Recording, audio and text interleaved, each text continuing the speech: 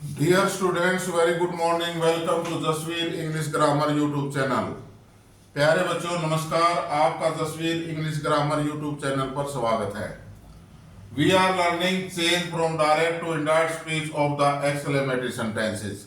Narrations का part है। Exclamatory sentences के बारे में हम पढ़ रहे हैं कि एक्सक्लेमेटरी सेंटेंस दिया गया हो रिपोर्टेड स्पीच में, तो how we change from direct to indirect.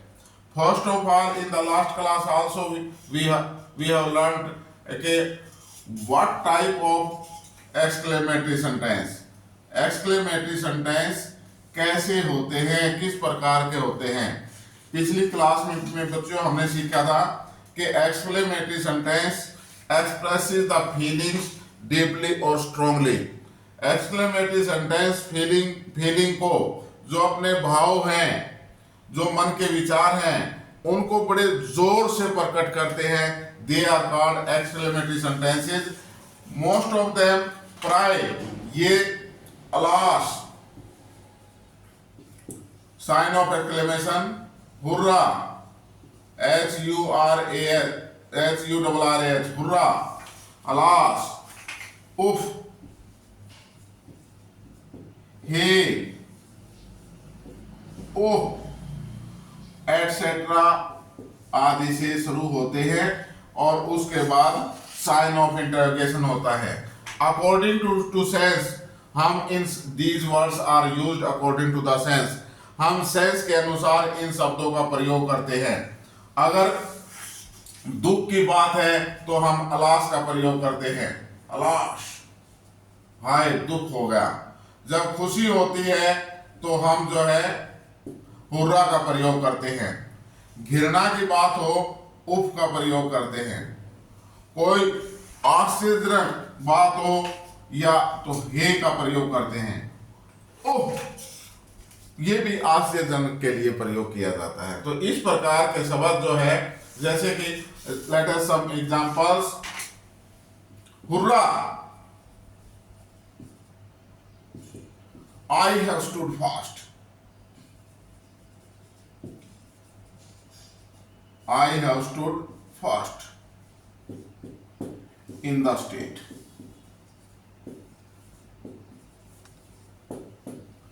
Hurrah, I have stood fast in the state. मैं स्टेट में, राज्य में प्रथम आया हूं। हुर्रा, खुशी से चिल्ला रहा है बच्चा कि मैं प्रथम आया हूं, स्टेट में प्रथम हूं। तो ऐसे सेंटेंसेस, एक तो ये पास होके घर पे बैठ जाए और एक लड्डू बांटता घूम रहा है, खुशी से चिल्ला रहा है, प्रोग्राम कर रहा है, hurrah, I have stood fast in the state. This is the exclamatory sentences. अपनी खुशी को स्ट्रांगली जाहिर किया जा रहा है। Alas,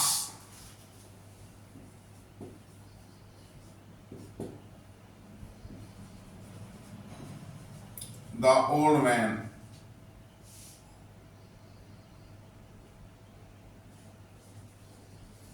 had died.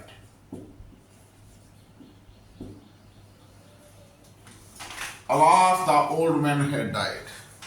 हम मेडिकल में बूढ़े आदमी की सहायता के लिए जो कुछ पैसे, कुछ खाने के लिए, कुछ कपड़े लेके गए, लेकिन हमारे जाने से पहले बड़े दुख की बात है। Alas, the old man had died. वो बूढ़ा आदमी मर चुका था। दुख को प्रकट करने के लिए उफ। आपने देखा होगा लेडीज के अंदर, अभी पड़ोस में जो है, अभी जो है नई जो है दुल्हन आई थी और सभी कह रहे जो है बड़ी सुंदर बहू आई है, भाई बड़ी सुंदर बहू है। और उनकी प्रेशर जो है ना, कहते वो रहन दे रहे, मारित है तो सुंदर कोरी, मारित है तो कम सुंदर है ये। उफ, उफ, इंग्लिश में अगर वो बोलेगी उफ, she is less beautiful to ours. She is less beautiful. She is less beautiful to us. मारी बहू से तो कम सुंदर है, मारी बहू का मुकाबला ना है। उफ, जब हम किसी से घृणा करते हैं तो these words are used in the exclamatory sentences. उफ, am I clear? Please write, लिखो जल्दी से।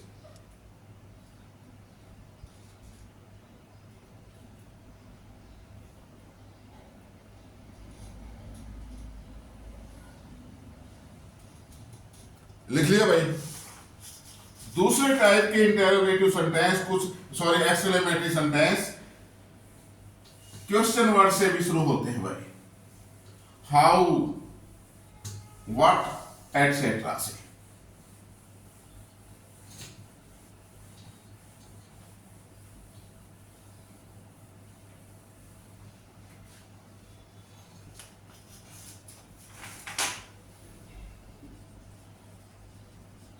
What a beautiful building.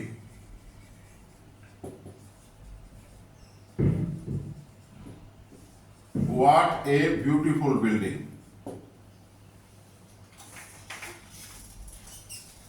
Taj Mahal देखा है किसी ने? कुछ ने देखा, कुछ ने नहीं देखा। ताजमहल है कहां? आगरा के अंदर, भारत देश के यूपी स्टेट के अंदर। What a beautiful building. जब आपने ताजमहल को देखा होगा तो आपने चिल्लाकर कहा होगा What a beautiful building. कितनी सुंदर इमारत है। कल पिछली क्लास में हम जो है हमने बताया था कि हम सरफेस स्ट्रक्चर और डीप स्ट्रक्चर के बारे में बताएंगे।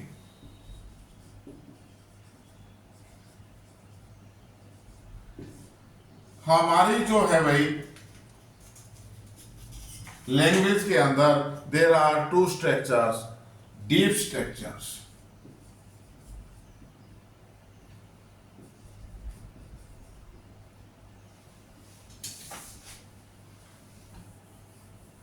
हमारी किसी भी लैंग्वेज में there are two kinds of structure.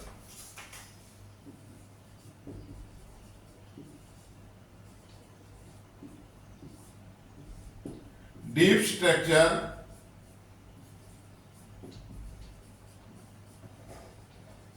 and surface structure.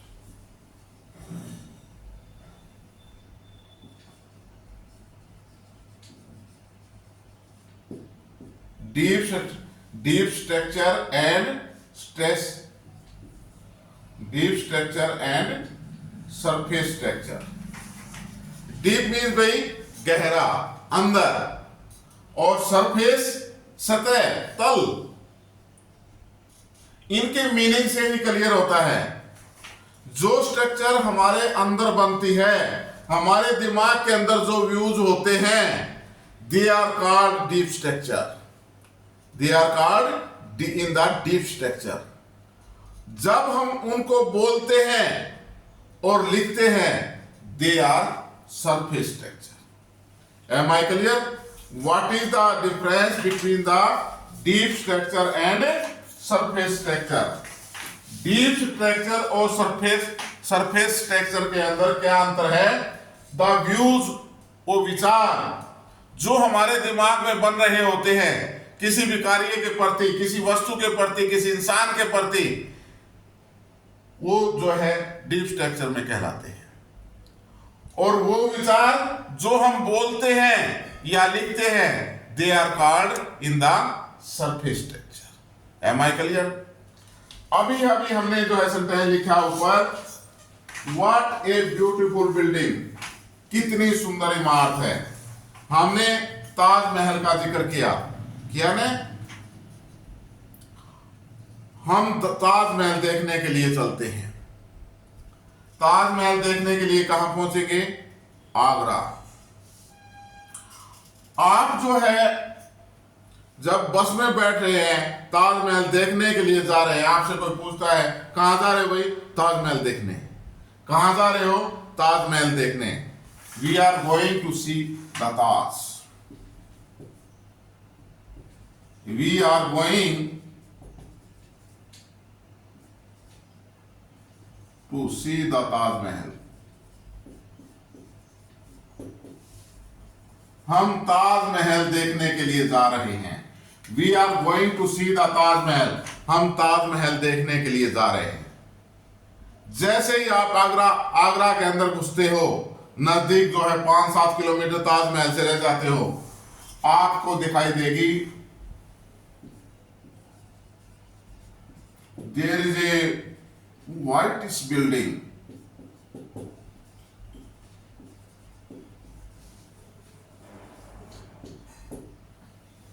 There is a whitish building, एक सफेद बिल्डिंग दूर से जो है दिखाई देगी, सफेद बिल्कुल दूध जैसी, लाइक मिल्क इन कलर। आप देखेंगे वो सफेद बिल्डिंग, वो ताजमहल है। आपके अंदर थोड़ी खुशी होगी, वो तो सफेद है भाई, बिल्कुल सफेद है। जब आप नजदीक जाके देखोगे तो आप कहेंगे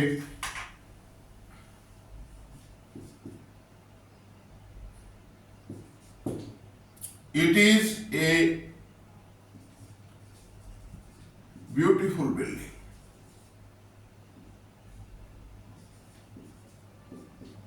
it is a beautiful building. जब आप नजदीक गए, ताजमहल के बाहर टिकट खरीदने के लगे, it is a beautiful building, यह तो सुंदर इमारत है। It is a very beautiful, it is a beautiful building. जब अंदर जाओगे देखोगे जहां शाहजहां मुमताज की जो है मूर्तियां उनकी जो बनी हुई है अंदर की तरफ, तो आप कहोगे ओहो कमाल कर रखा है भाई। It is a very beautiful building, it is a very beautiful building.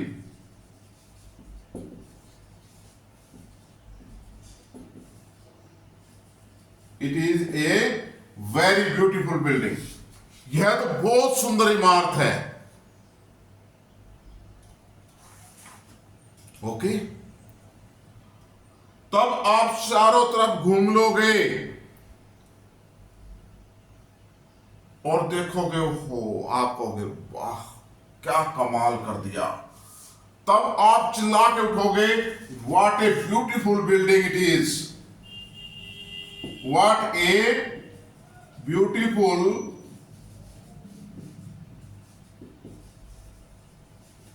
Building it is, what a beautiful building it is, यह कितनी सुंदर इमारत है। और जब रात्रि के समय पूर्णिमा का दिन हो, चांद आकाश में चमक रहा हो, चांद की चांदनी आंखों को जो है बहा रही होती है, बहती है बहुत अच्छी यमुना के किनारे, तो जो है आप उस समय वो नजारा देखोगे जल के अंदर ताजमहल की छवि को, और उधर जो है तो आप क्या चिल्ला के उठोगे, ओहो ओहो रे what a beautiful building, what a beautiful building, what a beautiful building. It is भी खत्म कर दोगे, व्हाट ए ब्यूटीफुल बिल्डिंग, कितनी सुंदर इमारत है। This is the exclamatory sentences, this is the exclamatory sentences.